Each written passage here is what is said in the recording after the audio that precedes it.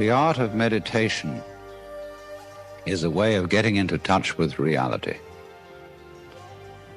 And the reason for it is that most civilized people are out of touch with reality because they confuse the world as it is with the world as they think about it and talk about it and describe it. For on the one hand, there is the real world, and on the other, a whole system of symbols about that world which we have in our minds. These are very, very useful symbols. All civilization depends on them. But like all good things, they have their disadvantages. And the principal disadvantage of symbols is that we confuse them with reality, just as we confuse money with actual wealth. And our names about ourselves, our ideas of ourselves, our images of ourselves with ourselves. Now, of course, reality, from a philosopher's point of view, is a dangerous word. A philosopher will ask me, what do I mean by reality? Am I talking about the physical world of nature? Or am I talking about a spiritual world? Or what? And to that I have a very simple answer. When we talk about the material world, that is actually a philosophical concept. So in the same way, if I say that reality is spiritual, that's also a philosophical concept. And reality itself is not a concept. Reality is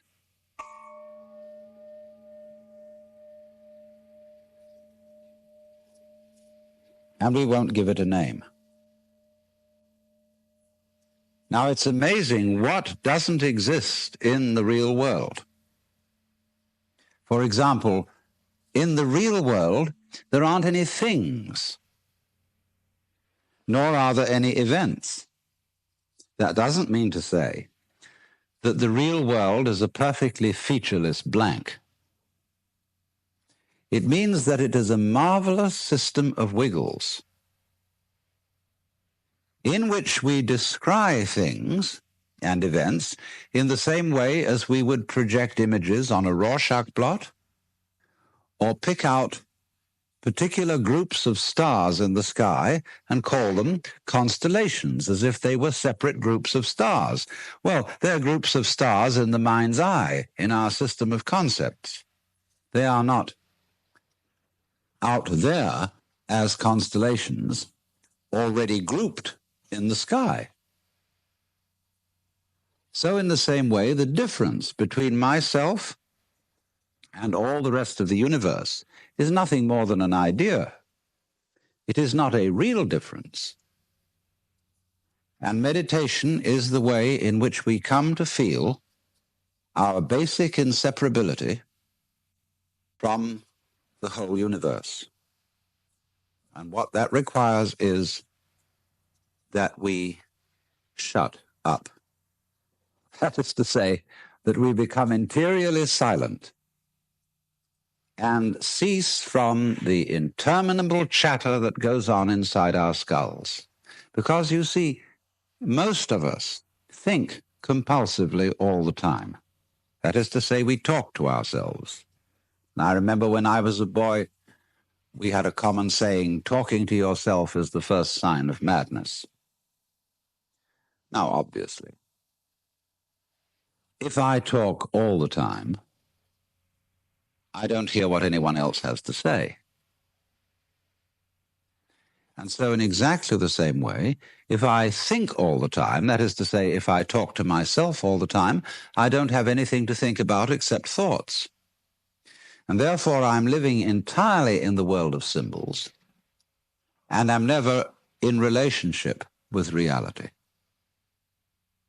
All right, now that's the first basic reason for meditation. But there is another sense, and this is going to be a little bit more difficult to understand, why we could say that meditation doesn't have a reason, or doesn't have a purpose. And in this respect, it's unlike almost all other things that we do, except perhaps making music and dancing. Because when we make music, we don't do it in order to reach a certain point, such as the end of the composition. If that were the purpose of music, to get to the end of the piece, then obviously the fastest players would be the best. And so likewise, when we are dancing, we are not aiming to arrive at a particular place on the floor, as we would be if we were taking a journey. When we dance, the journey itself is the point. When we play music, the playing itself is the point. And exactly the same thing is true in meditation. Meditation is the discovery that the point of life is always arrived at in the immediate moment. And therefore, if you meditate for an ulterior motive, that is to say, to improve your mind, to improve your character, to be more efficient in life, you've got your eye on the future and you are not meditating. Because the future is a concept. It doesn't exist. As the proverb says, tomorrow never comes. There is no such thing as tomorrow. There never will be, because time is always now. And that's one of the things we discover when we stop talking to ourselves and stop thinking. We find there is only a present, only an eternal now.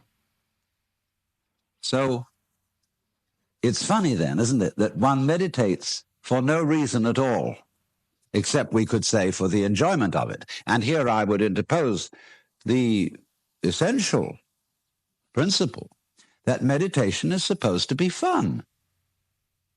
It's not something you do as a grim duty. The trouble with religion, as we know it, is that it is so mixed up with grim duties. We do it because it's good for you. It's a kind of self-punishment. Well, meditation, when correctly done, has nothing to do with all that. It's a kind of digging the present. It's a kind of grooving with the eternal now.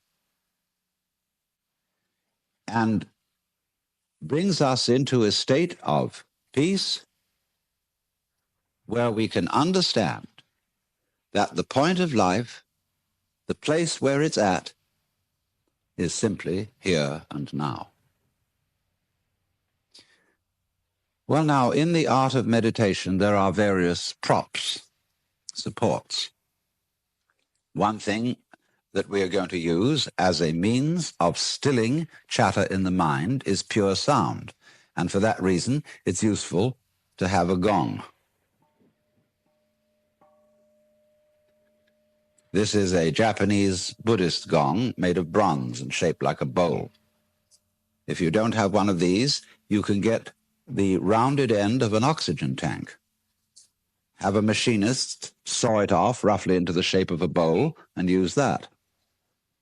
Or you can use your own voice, chanting. Another prop in meditation is the use of incense. And that is because the sense of smell is our repressed sense. And because it's our repressed sense, it has a very powerful influence on us. And therefore we associate certain smells with certain states of mind. And so the smell of incense is associated with peace and contemplation. And so it's advantageous to burn incense in meditation. The other prop is a string of beads.